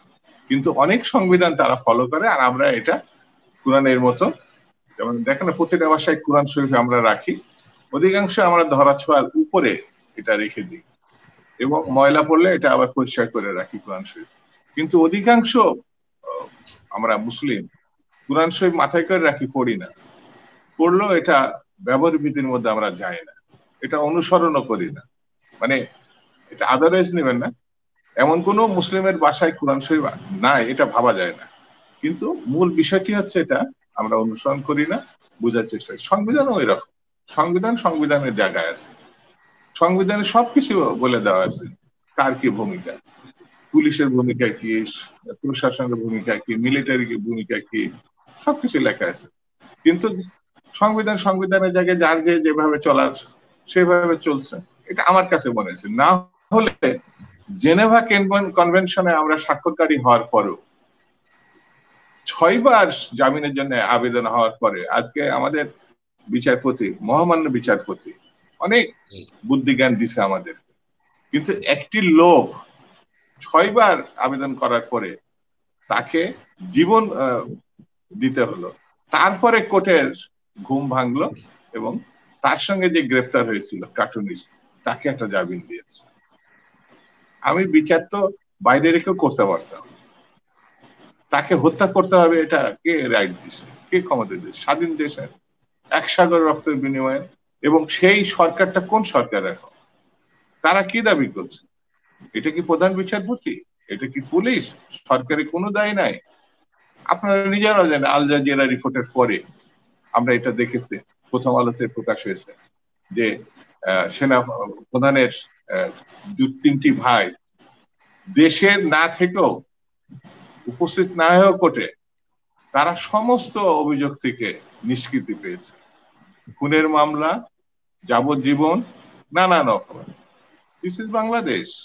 এখানে কোনো আইনের শাসন বলে যেটা আমরা প্রত্যাশা করি আপনি কানাডায় বসে করতে পারেন না, আরেকজন আমেরিকায় বসে, কেউ ব্রিটেনে উদাহরণ দিতে পারে। প্রশ্নটা হচ্ছে আমরা কমনওয়েলথভুক্ত হলেও আমাদের ফৌজদারি আইন বলেন আর যে আইন বলেন, ব্রিটিশের উত্তরাধিকার হলো ব্রিটিশরা আইন মেনে সম্মানিত বোধ করে, আর আমরা আইন না মেনে, এখানে প্রধানমন্ত্রী থেকে নিচ পর্যন্ত আইন না মেনে আমরা নিজেকে অহংকারী মনে করি। This is Bangladesh. এটা আমার কাছে ব্যক্তিগতভাবে মনে হয়েছে। এখন ডিজিটাল আইন, আপনি পাকিস্তান আমলকে আমরা ওই যে আজকে দেখলাম, আমি ফেসবুকের মাঝে মাঝে সব কমেন্ট খুব ভালো করে পড়ার চেষ্টা করি, দেখি। আমি আবার কমেন্ট করি না এই কারণে যে ডিজিটাল আইনে হয়তো আটকে যেতে পারে, আমি পড়ি, এই জন্য আমি করি না। একজন বলেছে যে বঙ্গবন্ধু যদি বাংলাদেশে স্বরাজ্য উদ্যানে একটা মিটিং করতে চাইলে পুলিশ কি পারমিশন দিত? যেমন বিএনপি কে কিন্তু কোনো পারমিশন দেওয়া হচ্ছে না পুলিশ।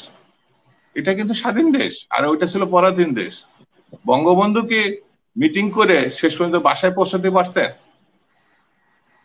কারণ আমাদের অনেক নেতাই মিটিং করার পরে রাস্তা থেকে নিখোঁজ হয়ে যান। স্বাধীন দেশ, আর ওই দেশটা ছিল প্রধানমন্ত্রী।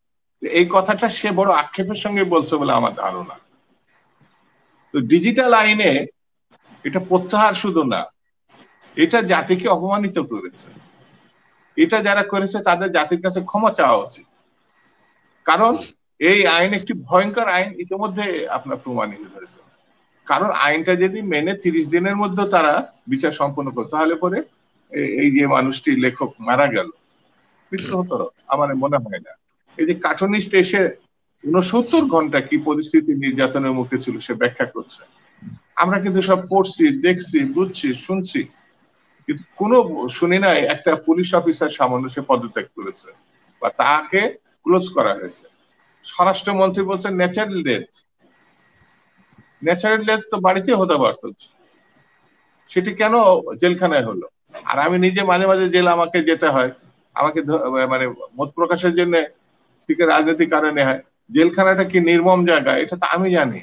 জেলে কখনো মৃত্যুবরণ করে না, হাসপাতালও করে না এই আসামিরা, করে আছে রাস্তার মধ্যে। জেল থেকে মৃত্যু হওয়ার পরে যখন হাসপাতালে নেওয়া হয়, হাসপাতাল পরীক্ষা করে বলে যে এটা রাস্তার মধ্যে মৃত্যু হয়েছে, বলে না জেলখানার মধ্যে মৃত্যু হয়েছে। এটা হলো বাংলাদেশ। সেই জন্য আমি ব্রিটেনের সঙ্গে বা অথবা কানাডার সঙ্গে অথবা আমেরিকার সঙ্গে আমাদের দেশের তুলনা এই কারণে করব না, তারাও স্বাধীন রাষ্ট্র, আমরাও স্বাধীন দেশ, কিন্তু সংবিধানকে মান্য করা, প্রয়োগ করা, এটা আমাদের এই যে জিনিসটা এখন এসে দাঁড়াইছে, এটা থেকে যদি আমরা বেরিয়ে আসতে পারি, যদি আমরা সে আলোচনা করে সেই জায়গাটা দাঁড়াতে পারি। জি, এই যেমন সত্য একটা কথা বলে শেষ করে দিই এ প্রসঙ্গে, যে কেয়ারটেকার সরকারের আন্দোলনটা শেখ হাসিনা করেছিলেন, তার ফ্রন্ট করেছিলেন এবং ভয়াবহ আন্দোলন। আর বিএনপি এই আন্দোলনের প্রেক্ষিতে কেয়ারটেকারটা আইনটা করেছিল। অর্থাৎ আন্দোলনকারীদের আন্দোলন দাবি মেনে নিয়েছিল বিএনপি, আর আন্দোলনকারীরা তাদেরই শিশু অর্থাৎ কেয়ারটেকার, তারা সেটা বাতিল করেছে। অভিযোগটা কি? বিএনপি কেয়ারটেকারকে নষ্ট করেছে।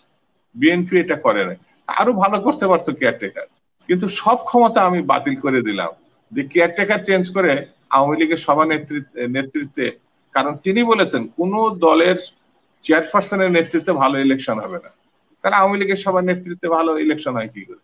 এটা তার কথায়, অর্থাৎ লজিকের বাইরে, আমরা যুক্তির বাইরে। আমি যখন ক্ষমতায় আমার মতো করে আছে, আরেকজন যখন ক্ষমতায় ওই একই ভাবে আছে। আওয়ামী লীগ আর বিএনপির যদি সমালোচনা আমরা করতে চাই গণতান্ত্রিক দৃষ্টিতে, তাহলে আমার মনে হয় যে এটা ওপেন হওয়ার দরকার। এটা পার্লামেন্টের না, এটা এই যে টকশোটা আপনি করছেন, এখানে আওয়ামী লীগের বন্ধু আসলে আরো ভালো হতো। এখানে আমাদের সিনিয়র সাহেব আছে, আপনি বলছেন, যার যার মতো আমরা বলছি, কিন্তু সত্যটা চিরায়ত সত্য বলে একটা কথা আছে, তো সেই সত্যর মুখোমুখি আমরা হতে চাচ্ছি। এবং কেন জানি আমার মনে হচ্ছে আমরা ক্ষমতার পূজারী হয়ে গেছি। সত্যের মুখোমুখি হতে হলে আমাদের একটু আত্মসমালোচনার দিকে যাওয়া দরকার আমি মনে করি। সেই ক্ষেত্রে যদি আপনি যে কথাটি দিয়ে একটু বললেন, কিছুটা বলার চেষ্টা করেছেন, যে বিএনপি তো 3 বার ক্ষমতায় ছিল। এই যে আমরা যেটা দেখছি যে একটা বিষয় যখন একটি সরকারের সময় যে ঘটনাগুলো ঘটছে, পরবর্তী সরকারের সময় আরো বেশি সেগুলো যাচ্ছে। তো আপনাদের যখন 90-এ যখন এরশাদের পতন হলো, তখন যে অবস্থাটা ছিল, একটি কথা বাংলায় রয়েছে যে প্রবাদের মতো, যে কাঁচায় না নোয়ালে বাঁশ, পাকলে করে টাস টাস। তাহলে ওই সময় যে কাঁচা অবস্থায় বাঁশকে আপনারা নোয়ানোর যে অবস্থাটা ছিল, তখন আপনারা পার্লামেন্টে অনেক ঘটনা আছে যেগুলো আমি এখানে সময় খুবই সংক্ষিপ্ত এখানে বলতে চাই না। তো সেই সময় কি আপনাদের দায়িত্ব ছিল না যে গণতন্ত্রকে যাতে কেউ আজকে যে পর্যায়ে এসছে বলে আপনারা দাবি করেন, এই পর্যায়ে যাতে না যায়, সেই দূরদৃষ্টিটা কি আপনাদের কারোর মধ্যে ছিল না তখন, যে তাহলে আমরা এমন কিছু ব্যবস্থা করি যেখানে কোনো ব্যক্তির ইচ্ছায় কোনো কিছু হবে না, একটা ইনস্টিটিউশনাল ওয়েতে সেটা চলবে? যেমন ধরেন আপনার কিছু কিছু ঘটনার কথা বললেন।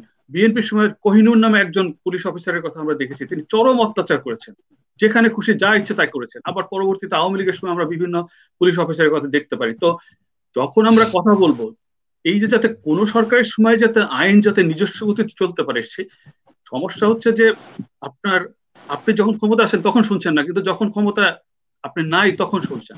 তাহলে সেই অবস্থা থেকে, যেমন এখন আপনাদের শোনার মতো অবস্থা রয়েছে, আবার যারা ক্ষমতা রয়েছে তাদের শোনার মতো ধৈর্য নাই, অবস্থা নেই।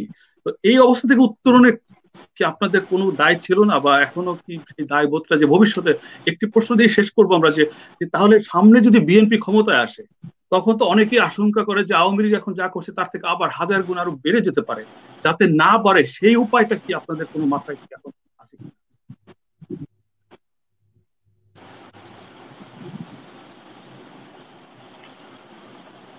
আমি যতটুকু আপনার প্রশ্নটা বুঝেছি তার প্রেক্ষিতে বলি, শুধু 90 সাল তো বাংলাদেশ না, সকল দল নিষিদ্ধ করেছিল, জিয়া রহমানের দায় পড়েছিল সকল দলকে আবার পুনর্জীবন করা।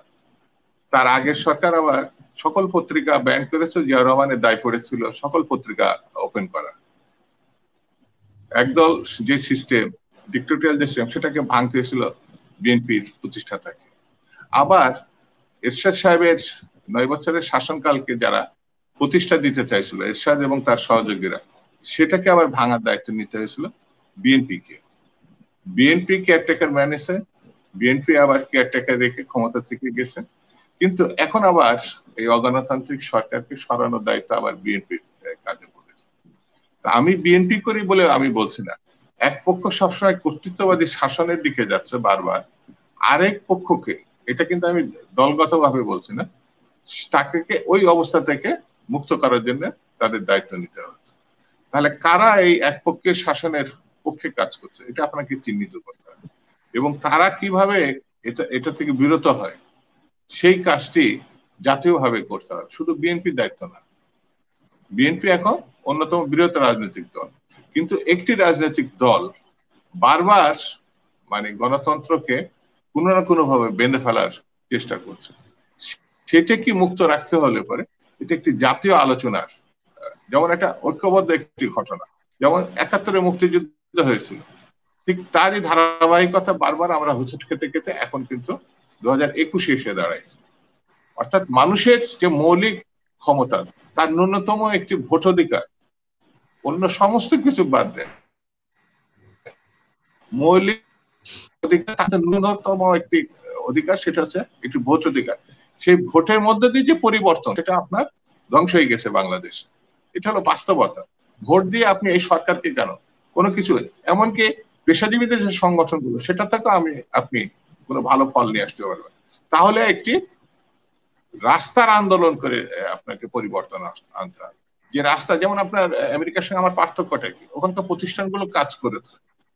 ট্রাম্পের মতো এরকম একটি ডিক্টেটোরিয়াল মনোভাবপূর্ণ ব্যক্তিও কিন্তু সেখানে থাকতে পারে, স্টিল না সে বলে যাচ্ছে সে জয়লাভ করেছে। কিন্তু আমার দেশের এখানে প্রতিষ্ঠানগুলো, প্রশাসন, নির্বাচন কমিশন, বিচারালয়, বাদই দিলাম, তারা এখন সুবিধাবাদী তার চরম শিখরে এখন পৌঁছে গেছে।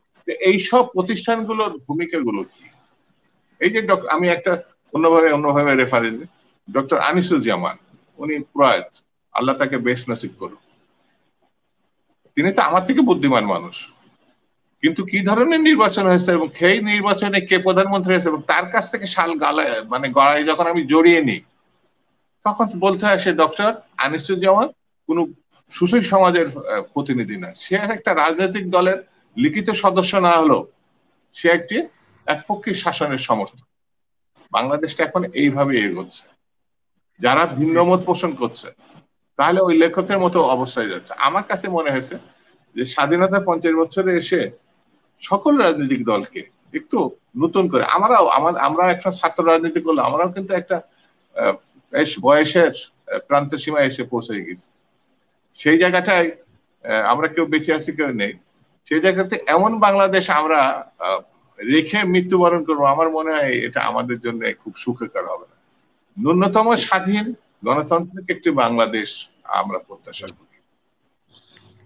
অনেক ধন্যবাদ আপনাকে। আমি ডক্টর সিনহা আহমেদ সাঈদ, আপনি যদি এই আগের প্রসঙ্গ নিয়ে যদি কিছু বলেন। বলার কিছু নয়, বিষয়টা হচ্ছে একটা সার্বিক চেতনার বিষয়, একটা মূল্যবোধের বিষয়, বোঝার বিষয়। আমার বন্ধু কথা বললেন, সুন্দর কথা বলেছে। ইউরোপ আমেরিকাতে আইনকে মেনে তারা সম্মানিত বোধ, আমরা আইনকে ভেঙে বড় বোধ করি। এই যে মৌলিক ফান্ডামেন্টাল প্রশ্ন আসছে, এটা হচ্ছে পলিটিক্যাল কালচার। তারা তো শত শত বছরের প্র্যাকটিসের কারণে একটা পর্যায়ে গেছে। আমরা কিন্তু সেই প্র্যাকটিস সেভাবে করতে পারিনি, কারণ আমাদের এখানে শাসন ব্যবস্থা, ক্ষমতা কে থাকবে কি না থাকবে, বাংলাদেশের প্রধান সংকট হচ্ছে সিকিউরিটি ভার্সেস স্টেট সিকিউরিটি। আমরা সবসময় চিন্তা করি দলের স্বার্থটা বড়, আমরা বলি দলের চেয়ে দেশ বড়। আসলে বাস্তবে দেখা যাচ্ছে দেশের থেকে দল বড়, দলের থেকে গোষ্ঠী বড়, গোষ্ঠী থেকে ব্যক্তি বড়। এখানে সবকিছুর উদ্দেশ্যে ব্যক্তি। এই যে ব্যক্তি বড়, এটা ইউরোপে নেই, এটা আমেরিকাতে নেই। আপনি কানাডা চিন্তা করেন না, ওই জাস্টিন ট্রুডোর কথা চিন্তা করেন, এখানে সামান্য একটা কারণে অর্থনৈতিক পদত্যাগ করে যায়। ওই ওয়েস্ট ইউরোপে দেখলাম একটা দেশের পুরো ক্যাবিনেটই পদত্যাগ করে দিল। এটা কেন হয়? এটা গেড়ে গেছে, ইনস্টিটিউশন গুলো এমন ভাবে স্ট্রং যে ট্রাম্পের মতো ডিক্টেটরও কিন্তু সুবিধা করতে পারতেছে, কথা বলে যাচ্ছে, কিন্তু ইনস্টিটিউশনের কারণে আমেরিকান গণতন্ত্র জয় হচ্ছে। যদি না হইতো পারতো না। এখনো ক্যাপিটালের হুমকি এখনো হুমকি আছে সেখানে, তারপরেও কিন্তু ইনস্টিটিউশনটা এত স্ট্রং সেখানে কথা বলা যাচ্ছে। কিন্তু আমাদের এখানে প্রধান সমস্যা যে আমরা ইচ্ছা অনিচ্ছা যে কোনো কারণে, এটা ঐতিহাসিক রাজনীতি কারণে, আমরা কিন্তু ব্যক্তি কেন্দ্রিক চিন্তা ভাবনা বেশি করি। আমরা ব্যক্তি কেন্দ্রিক ব্যক্তি ধরেন ব্যক্তির স্পেকট্রাম পর্যন্ত নিয়ে গেছি। আজকে আমি একটা স্ট্যাটাস দিয়েছি আপনি ফেসবুকে, সাংবাদিক দিয়েছি যে নেতৃত্বে আপনার খপ্পরে, অর্থাৎ তোষামোদীর খপ্পরে বাংলাদেশ নেতৃত্ব। এই যে তোষামোদীর খপ্পরে পড়ে গেল, ব্যক্তি যত বড় মেধা উচিত না কেন, তিনি দলে জয়েন করার সাথে সাথে তার মেধা বাদ দিয়ে তিনি চামচা বৃত্তি করতেছেন। এটা কেন হচ্ছে? চামচা বৃত্তি না করে তো দলের সেবা করেন। আপনি দেখেন, আমি 3টা বই উল্লেখ করে ঘটনা করবেন। বিখ্যাত ব্যক্তি তিনি ছিলেন আপনার ম্যাকিয়াভেলি। ম্যাকিয়াভেলির বিখ্যাত বই ছিল দ্য প্রিন্স। প্রিন্সটা তিনি লিখলেন কারণ তিনি ছিলেন সেই সময় রিপাবলিকান দুটো দল, তিনি ক্ষমতা যারা আসলো তারা বিরোধী দল, তিনি রাষ্ট্রদূত ছিলেন। কিন্তু তিনি একটি বই লিখলেন প্রিন্সকে লক্ষ্য রেখে, তখন তো ছিল প্রিন্সকে তিনি খুশি করে বই লিখলেন। কিন্তু বইটা লিখতে গিয়ে তিনি এত কলা কৌশল ব্যবহার করলেন, ক্রমান্বয়ে দেখা গেল এটা রাজনীতি না, রাষ্ট্রবিজ্ঞান একটা ভান্ডার হয়ে গেল, যে কারণে তাকে বলা হলো father of the political science. একই কাজ করলেন কিন্তু হবস। ইংল্যান্ডের শুধু সময় হবস বিপরীত শক্তি ক্ষমতা চলে আসলো, হবস চিন্তা করলে এখন তো তার বিচার হবে। তিনিও কিন্তু একটা বই লিখলেন, তিনি রাজার হাতকে শক্তিশালী করতে চাইলেন, রাজতন্ত্র শক্তিশালী করতে চাইলেন, বললেন ইংল্যান্ড ঐক্যবদ্ধ করার জন্য। এবং তিনি চিন্তা করলেন একটা বইয়ের নাম দিলেন লেভিয়াথেন, অক্টোপাস। অর্থাৎ রাষ্ট্রটাকে তিনি ছেলের ক্ষমতা পরিবাহিত করলেন। আরেকজন ব্যক্তি আছে, তিনি কিন্তু এই বইটা এমন ভাবে লিখলেন, তিনিও পরবর্তী রাষ্ট্রবিজ্ঞান আরেকজন ফাদার হয়ে গেলেন। আসেন শাহানামা ফেরদৌসি, পারস্যের সম্পদ তাকে বললেন রিপোর্ট করলেন ইতিহাস লেখার জন্য। তিনি কি করলেন, তিনি পারস্য সাম্রাজ্যের ঘটনা এমন ভাবে ব্যাখ্যা করলেন, এত সুন্দরভাবে আনলেন। 36 বছর এই বইটা লাস্ট লিখতে, গজনির সামনে সুলতান মাহমুদ বইটা শেষ করলেন তিনি। তাকে প্রতিটি বইয়ের জন্য একটা স্বর্ণ দেওয়া হয়েছিল। দেখা গেল বইটি লেখার পরে তিনি চামচা বৃত্তি করেন নাই, তিনি করেছেন ইতিহাসের স্বাক্ষর। তিনি ইতিহাসকে নাড়াচাড়া করেছেন তার নিজস্ব সম্পদ, হয়ে গেল এই বিশ্ব ভান্ডার বিরাট সম্পদ। এই যে দেখেন, চামচা বৃত্তি না করে দলের পক্ষে কথা বলা যায়, ইতিহাসের পক্ষে কথা বলা যায়, জাতির পক্ষে কথা বলা যায়। কিন্তু আমাদের এখানে কি হচ্ছে, মেধাগুলি নষ্ট হয়ে যাচ্ছে, জিজ্ঞাসা থাকছে না, চামচা বৃত্তি প্রাধান্য পেয়ে যাচ্ছে। আমাকে দেখছেন তাৎক্ষণিক প্রাপ্তি, আমি মন্ত্রিত্ব চাই, এমপিসি চাই, আমি দলের বড় পদ চাই, আমি টাকা কামাবো। অর্থাৎ যে কোনো ভাবে আমার মনুষ্যত্বের বিকাশ হবে না। যে অ্যাডলান হিলার বিখ্যাত বই লিখেছেন আমেরিকাতে, অ্যানিম্যাল স্পিরিট। কেন বই লিখতেছে অ্যানিম্যাল স্পিরিট? কারণ আমাদের সময় দেখা যাচ্ছে মানুষের মনুষ্যত্ব নেগেটিভ করে যাচ্ছে, আর পজিটিভ হয়ে আসছে দেখছে অ্যানিম্যাল স্পিরিটটা। এই স্পিরিটটা কিন্তু বাংলাদেশের রাজনীতি প্রকাণ্ড ধারণ করেছে। এখন কেউ কাউকে চিনে না, কোনো সহযোগিতা নাই, মানুষ হেল্প করতে টাকা লাগে। তদবির এই তদবির বাণিজ্য কোথাতে আসলো? আপনি দেখেন ভাই ভাই পাশে দাঁড়াতে পারতেছে না, কারণ এখানে আপনাকে যদি সেভ করতে হয় তাকে টাকা দিতে হবে। এই যে ঘুষ যোগ্য কেমন আসলো, এটা শাসনের ব্যবস্থা দেখেন, যোগ্য লোক যোগ্য জায়গায় নাই। আজকে বাংলাদেশের প্রধান সমস্যা দেখেন, বঙ্গবন্ধু বলেছিলেন সমস্ত পৃথিবী পায়ের দেশ স্বাধীন করে সোনার খনি, আমি বেশ চোরের খনি। আজকে প্রধানমন্ত্রী নিজেই বলছেন আমি ছাড়া সবাইকে পারচেস করা যায়। এই যদি হয় আওয়ামী লীগের অবস্থা, এই এত বছর ক্ষমতা থাকার পরে, এত সংগ্রাম করার পরে প্রধানমন্ত্রী বলছেন তিনি ছাড়া সবাইকে পারচেস করা যায়। ইট মিনস আওয়ামী লীগে কোনো সৎলোক নাই, দেশপ্রেমিক নাই, পারচেস যাবে। কোথায় আছেন? এই স্বীকৃতি কে দিচ্ছে? বঙ্গবন্ধু কন্যা দিচ্ছে। আমাকে চিন্তা করতে হবে আমরা কোথায় আছি। আমরা বলি গোল্ডেন সান, আমার তো তাই মনে হয় উচিত ছিল আমাদের ডায়মন্ড ম্যান। শেষ করতে হবে। আমাদের সময়টা হচ্ছে বর্তমানে এখানে man of cosmetics, not silver, not gold আর ডায়মন্ড। এই কথা ছিল না তো স্বাধীনতা 50 বছর আমরা কি পেলাম? এরপরও বলবো কিন্তু আপনি তো মধ্যমায় দেশে গেছেন, তো ওয়েস্টার্ন ওয়ার্ল্ডের সমস্ত world bank, IFM, institute, Bloomberg থেকে শুরু করে সবাই এক কথা বলছে যে বাংলাদেশ ইমার্জিং টাইগার হয়ে গেছেন। তো আপনি এত কিছু পরও দেখেন হয়ে গেছেন। যদি দুর্নীতি না থাকতো, কোথায় যেতাম? যেতে পারতাম। কিন্তু আমাদের কথা হলো যে কাজটা আমরা 1 টাকাতে করতে পারতাম সেটা 50 টাকা খরচ করেছি, জাতীয় সম্পদ মেধার অপচয় হয়েছে। এই জিনিসগুলো আজকে প্রধান প্রশ্ন, যে বাংলাদেশকে যদি বাঁচাতে হয়, সামনে আগায় নিতে হয়, গণতন্ত্রের সাথে রাখতে হয়, আমাদেরকে প্রথম চিন্তা করবে আমি দেশপ্রেমিক হয়েছি কিনা। দেশপ্রেমিক করবে, দেশ ততই সংকটাপন্ন হবে। আজকে প্রধান সমস্যা হচ্ছে বাংলাদেশের দেশপ্রেমের সংগঠন। ধন্যবাদ আপনাকে। আমি সর্বশেষ আমরা আমাদের অনুষ্ঠান শেষ পর্যায়ে আমি শুধু 30 সেকেন্ডসের মধ্যে আপনাদের দুজনের কাছে আমি জানতে চাইবো যে বাংলাদেশের তো অনেক অর্জন রয়েছে, আমরা অনেক কিছু বললাম, তার মধ্যে অনেক অর্জন রয়েছে এবং আগামীতে আমরা 50 বছর পালন করতে যাচ্ছি। তো এই প্রসঙ্গে 30 সেকেন্ডসের মধ্যে যদি বলেন যে মানে কি ধরনের প্রত্যাশা এবং আশাবাদ ব্যক্ত করে যদি আমাদের অনুষ্ঠান শেষ করতে পারি। শামসুজ্জামান দুদু ভাই। বাংলাদেশে যদি গণতন্ত্র না থাকে কোনো অর্জনই মানুষের মনকে ছুঁয়ে যাবে না। হাত পা বেঁধে যদি ক্ষুধার্ত মানুষকে খাওয়ান তো সে তার পেট ভরবে বটে, বেঁচেও থাকবে, কিন্তু ওই খাওয়ার মধ্যে তৃপ্তি নাই। সেই জন্য আমার মনে হয় যে লক্ষ্যে আমরা মুক্তিযুদ্ধ করেছিলাম স্বাধীনতা, গণতন্ত্র এবং মানবাধিকারের প্রশ্নে, ওই জিনিসগুলো আমাদেরকে অর্জন করতে হবে। তাহলে আমাদের সাফল্যকে সারা বিশ্ব স্বীকৃতি দেবে। এটা আমার কাছে মনে হয়। জি, অনেক ধন্যবাদ জনাব শামসুজ্জামান দুদু। ডক্টর সিনহা আহমেদ সাঈদ, 30 সেকেন্ডসের মধ্যে যদি আপনার প্রত্যাশা ব্যক্ত করতে পারেন। আমি দুদুর সাথে দ্বিমত করার অবকাশ নেই, কারণ গণতন্ত্র থাকলেই কিন্তু আপনার সবকিছু ঠিক হবে। আপনার নির্বাচন ঠিক হবে, আপনার আয় উন্নতি ঠিক হবে, বাজেট ঠিক হবে, করাপশন কমবে, সবকিছু হবে। কিন্তু খেয়াল রাখতে হবে, বর্তমান সরকার বুঝতে নিতে কিন্তু উন্নয়নে গণতন্ত্র পড়ে। যেহেতু সরকার উন্নয়নকে প্রাধান্য দিয়েছে, গণতন্ত্রকে পিছনে ফেলেছে। এখন আপনি যতই সমালোচনা করেন, সে এক কথাই বলবে আমি তো গণতন্ত্রের কথা বলি নাই, আপনারা কেন বলছেন? আমি ধন্যবাদ দিই সরকারকে যে অন্তত সততার সাথে স্বীকার করছে গণতন্ত্রের পিছনে আছে, আমার উন্নয়ন কাছে আছে।